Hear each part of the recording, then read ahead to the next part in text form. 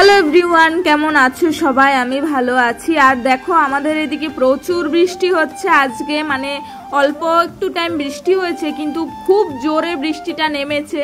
আর আমি এইমাত্র রান্না করলাম, রান্না করে চান টান করে তারপর তোমাদেরকে একটু বৃষ্টিটা দেখালাম আমাদের এদিকে কিরকম বৃষ্টি হচ্ছে। আর এখানে আমি এবার হচ্ছে গিয়ে চান টান করা হয়ে গেছে। এই যে বাইরেটা দেখতে পাচ্ছ, দেখে মনে হচ্ছে কিছু দেখা যাচ্ছে না, মানে কুয়াশার মতো সাদা সাদা লাগছে। প্রচুর মানে অনেক জোরে বৃষ্টিটা নেমেছে, কিন্তু বেশিক্ষণ ছিল না, আধ ঘন্টারও কম এরকম ছিল।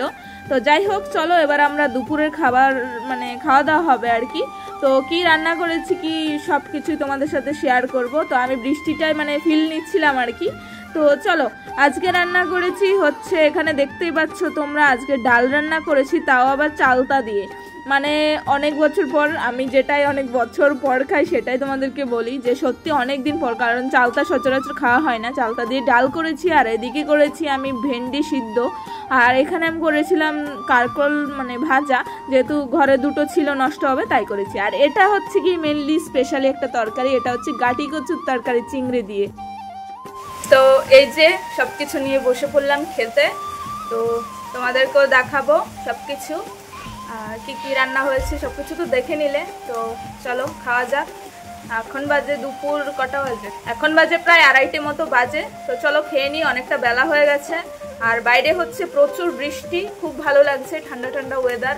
এবার খেয়ে দিয়ে তারপর রেস্ট করব। চলো আরেকবার দেখাই।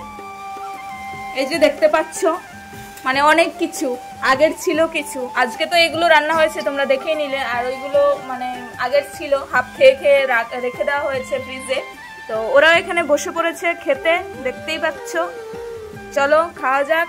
এই যে এখানে ভাত নিয়ে নিলাম। তো প্রথমে খাওয়া যাক ভাজা দিয়ে।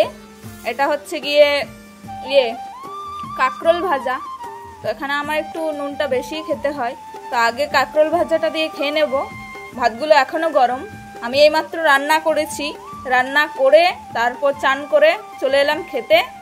চলো, আর কোনো কথা হবে না, শুধু খাওয়া হবে।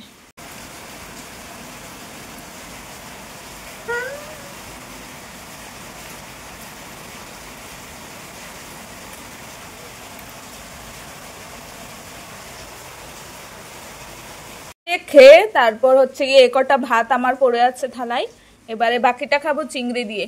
এর জন্য বাঁচিয়ে রেখেছি অল্প কটা ভাত, কারণ বেশি দিয়ে খেতে পারবো না।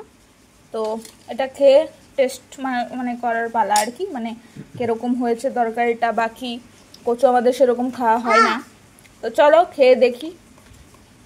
আর এটা কিন্তু মানে একদম ভালোভাবে সেদ্ধ হয়ে গেছে, এই যে দেখতে পাচ্ছ। এর থেকে বেশি হলে কিন্তু আবার গলে যাবে, এতটাই মানে ঠিক আছে। এই যে ছোট ছোট চিংড়ি মাছ দেখা যাচ্ছে এখানে।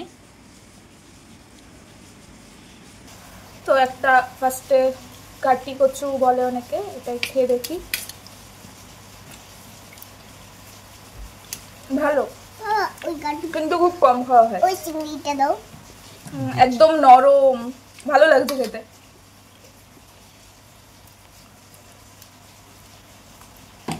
মনে হচ্ছে সবগুলো পেটে ঢুকে যাবে তাড়াতাড়ি। প্রচুর গরমও লাগছে, কিন্তু বাইরে বৃষ্টি হচ্ছে, ঘরের মধ্যে অনেকটা গরম লাগছে।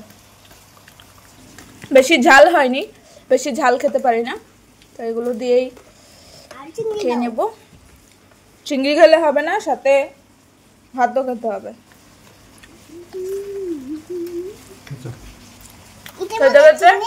পুরো ঘেমে গেছি, ভাত তরকারি গরম, এদিকে গরম।